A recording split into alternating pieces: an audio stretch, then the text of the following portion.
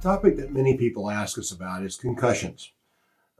We hear mostly about concussions, most famously in the setting of sports like football, but in fact, they can happen to anyone, anytime. Simply put, a concussion is an injury to the brain that results from some sort of force that causes the brain to move about within the skull, which is a very hard surface.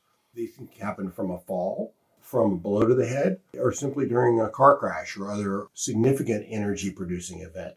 If you go to see a physician after a concussion, you may or may not get a CAT scan or an MRI. The imaging really doesn't show the injury. It's an injury to the brain at the level of the cell.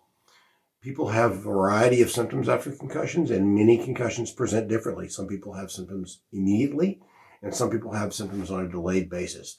They can include headaches, nausea, confusion, concentration difficulties, or sleep difficulties, or some irritability sometimes. These can last for a period of days to weeks to months at times. The most important thing after a concussion is resting of the brain, much like you rest any other body part that gets injured.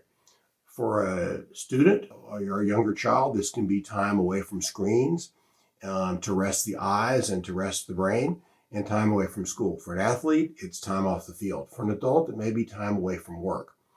It's important, if the symptoms are not getting better in a reasonable period of time, usually a week or so, perhaps 10 days, to see your physician.